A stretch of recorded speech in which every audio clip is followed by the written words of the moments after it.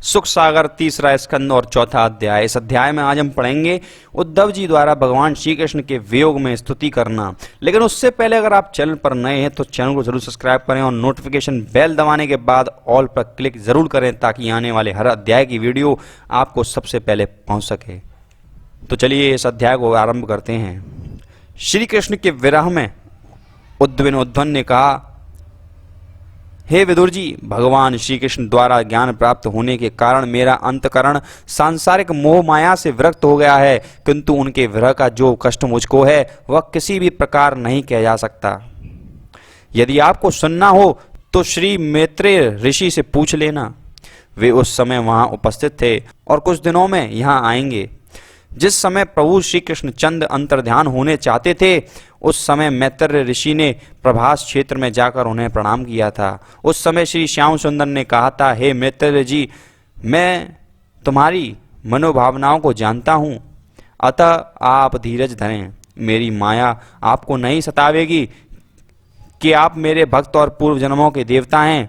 इस जन्म में आपने श्री वेद व्यास जी के भाई और पराशर ऋषि के पुत्र के रूप में जन्म लिया था।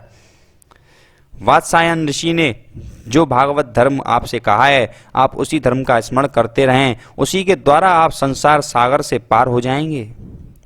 हे विदुर जी, सच्चिदानंद श्री कृष्णचंद के वचन सुनकर मैत्रेय जी ने उत्तर दिया, हे परम प्रभु, आपके चरित्रों का ध्यान करते हुए मुझे बड़ा ही आश्चर्य होता है।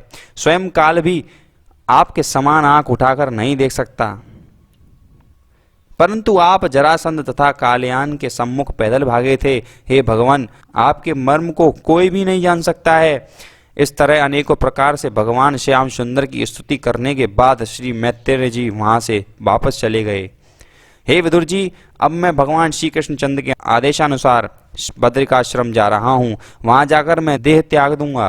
यद्यपि तुम यह कहो कि ज्ञान प्राप्त होने पर भी मेरे नेत्रों में से जल क्यों बह रहा है और इस तरह शोक क्यों कर रहा हूँ, इस विषय में मेरा कथन है कि श्री कृष्णचंद्र की दयालुता और स्नेह को स्मरण करके उनके बिछुड़ने का दुख मुझे एक पल के लिए भी नहीं भूलता है।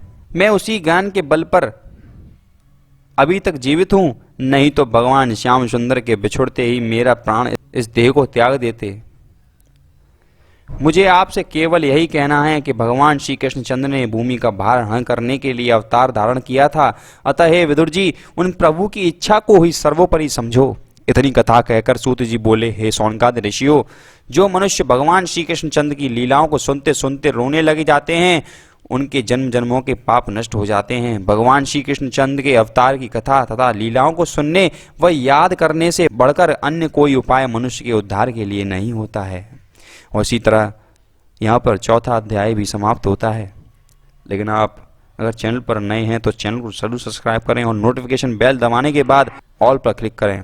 हमारी आपसे एक विनती और है कि यथासंभव जितना हो सके इस वीडियो को शेयर जरूर करें ताकि हमारे जो भारतीय लोग अपनी संस्कृति से विमुख हो चुके हैं वो अपनी संस्कृति की ओर रुझा सकें।